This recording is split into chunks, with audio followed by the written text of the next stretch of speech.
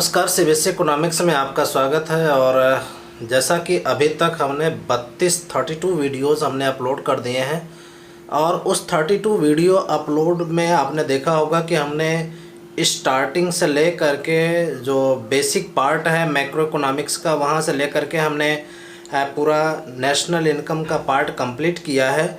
मैंने क्वेश्चन आपको ग्रुप में शेयर कर दिए हैं, उसके आंसर भी शेयर कर दिए हैं, तो आप उसको सॉल्व कर लीजिए। जहाँ प्रॉब्लम हो आप बताइए, मैं उसको बता दूंगा सॉल्व करके।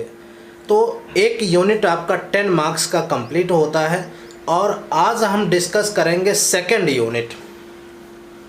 मैक्रो इकोनॉमिक्स का जो सेकंड यूनिट है ये है आपका 6 मार्क्स का वेटेज है, मात्र 6 नंबर का वेटेज है। हालांकि ये बहुत इम्पोर्टेंट है, जो कि मनी एंड बैंकिंग।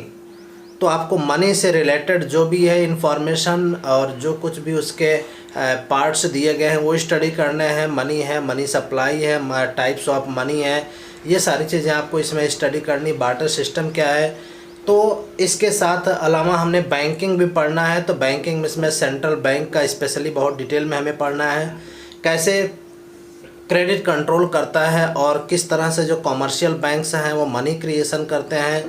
और साथ ही साथ में जो सेंट्रल बैंक है उसके फंक्शंस क्या हैं, तो ये सारी चीज़ें हम इस यूनिट में डिटेल पढ़ने वाले हैं। तो आज के लिए हम केवल इसमें इस वाले चैप्टर में जो मीनिंग है और कैसे शुरुआत हुई मनी की उसके बारे में स्टडी करेंगे।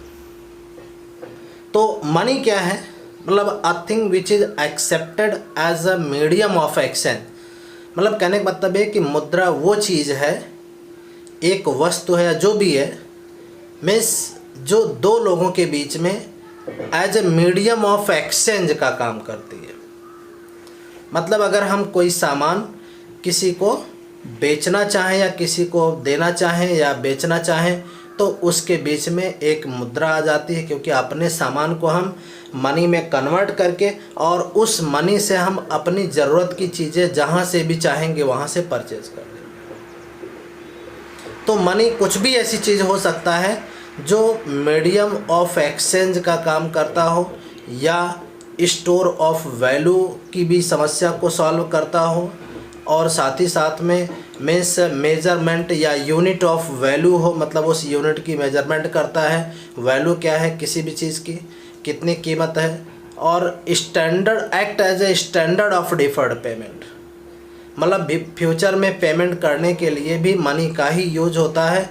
तो ये सारी चीज़ें मनी के रूप में काम करती है। अगर हम मुद्रा की बात करें तो भारत में जैसे रुपीज़ है, अमेरिका में डॉलर है और यूरोप में यूरो चलती है। इसके अलावा हर कंट्री की अपनी अपनी, पूरी दुनिया में हर कंट्री की अपनी अपनी करेंसी है। और तो ये जो है ये मुद्रा के रूप में काम करती है।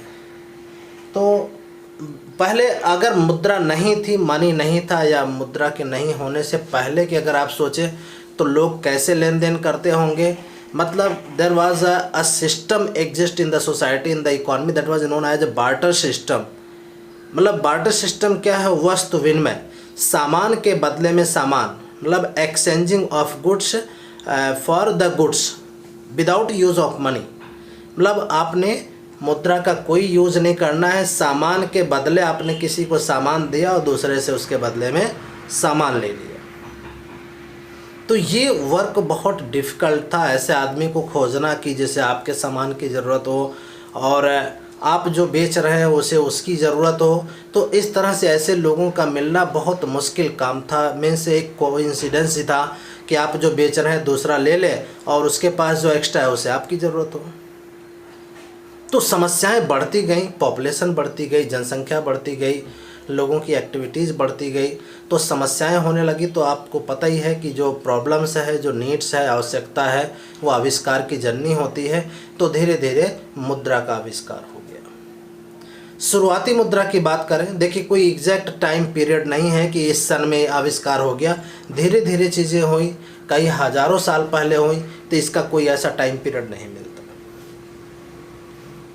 शुरुआती जो मुद्रा चलन में आई वो सोने के सिक्के आए, चांदी के सिक्के आए, और आपने वो सीप के बारे में सुना होगा जिसे कौड़ी कहते हैं। समुद्री सीप होता है, सी सेल्स कहते हैं। वो कौड़ी भी कुछ समय तक जो है मुद्रा के रूप में यूज होती रही।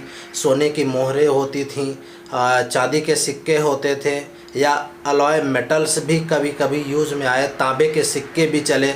इस तरह की चीज़ें आपको देखने को मिली। लेकिन अब वो ज़माना ख़त्म हो गया। अब ना तो सोने के सिक्के रहे, ना तो चांदी के सिक्के रहे, तो दोनों सिस्टम तो ख़त्म हो गया। अब क्या है, अलॉय मेटल का सिक्का चल रहा है, और दूसरा पेपर मनी चल रही है, तीसरा प्लास्टिक मनी चल रहा है, और चौथा चलन में है आपका ई मनी, इलेक्ट्रॉनिक मनी। तो अभी जो सिस्टम है वो बहुत बदल गया, और जैसे जैसे फ्यूचर में हम आगे बढ़ते जाएंगे, मुद्रा मतलब आपको कहीं पैसा ले जाने की ज़रूरत ही नहीं है। अब तो केवल मोबाइल फ़ोन होना चाहिए, कैश ऑन मोबाइल।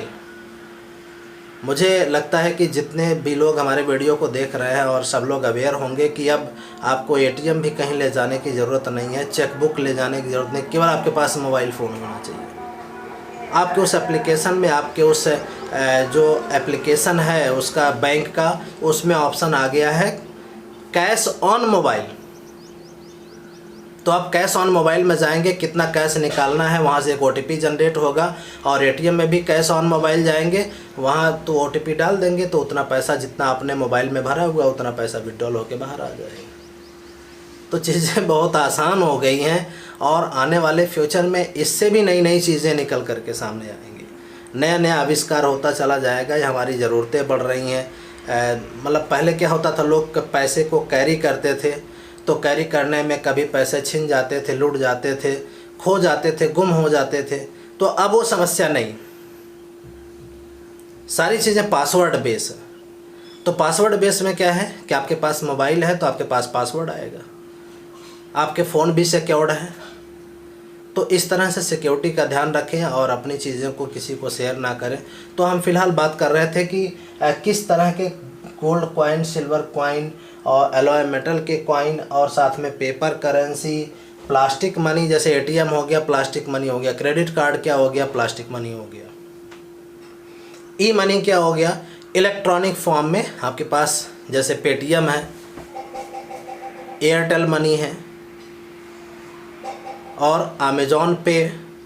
इस तरह के तमाम तरह की साइटें, आपको दुकान पे जाना है और उस एप्लीकेशन पे जाना है, QR कोड स्कैन करना है, भीम, UPI, ये सब चीज़ें क्या है, स्कैन करिए, QR कोड स्कैन करिए, आप पेमेंट कर दीजिए सीधे इलेक्ट्रॉनिक फॉर्म में। पैसा आपके खाते से दूसरे खाते में चला गया, सामान लेके चले आइए।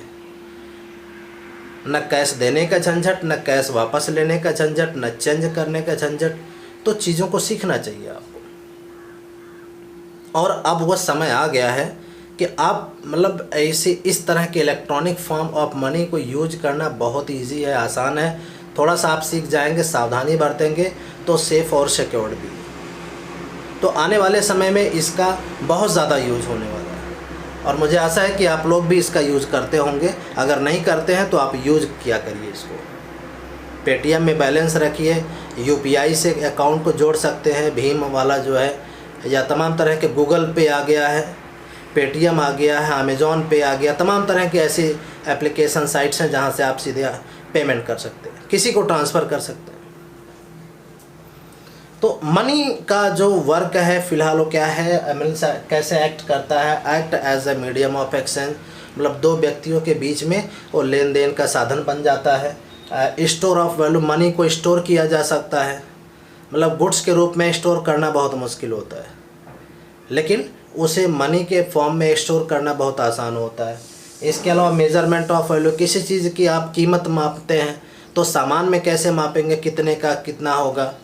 तो मनी के आने से सारी समस्याएं ख़त्म हो गई, और standard of deferred payment, future में पेमेंट करना बहुत आसान हो गया।